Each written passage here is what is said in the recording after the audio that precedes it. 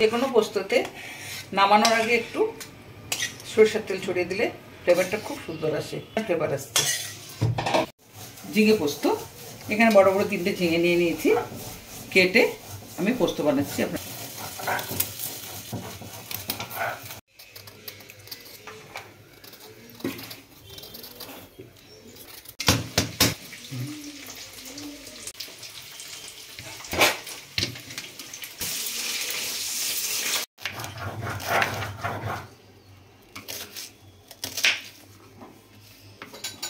পেঁয়াজটা ঠিক পোস্ত ঝিঙার মতো গোল গোল করে কেটে নিচ্ছি,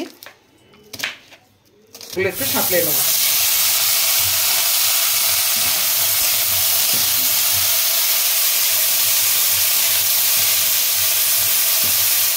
এবছরে নতুন গাছের প্রথম ঝিঙে এর আগে আমরা খেয়েছি, তবে সেগুলো পুরনো ছিল। এটা একবার টাটকা নতুন গাছের ফ্রেশ ঝিঙা পোস্তটা তো কন্টিনিউ খেতে লাগবে, আমরা খাই। একটা সবুজ গন্ধ থাকে, হালি গন্ধ বলে, ওটা আমার চলে গেছে, আমি তাই জন্য একটু সাঁতলে নিলাম, কড়াইতে তুলে দিচ্ছি। তেজপাতা, শুকনো লঙ্কা দিয়ে দিচ্ছি, জিরা ফোড়ন দিলাম, পেঁয়াজগুলো দিয়ে ভাজবো।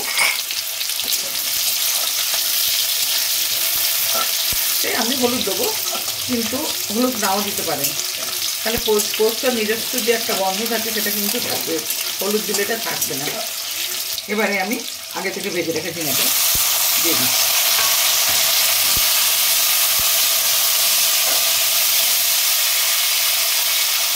এবার আমি নুন অ্যাড করবো, একটা গোটা কাঁচা লঙ্কা,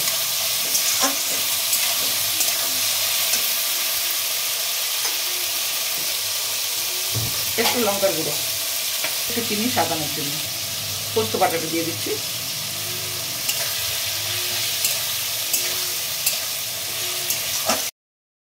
পোস্তটা আমি একটু নেড়ে দিচ্ছি। এবারে পোস্ত বাটার যে জলটা বাটি ধোয়া দিয়ে দিলাম, আর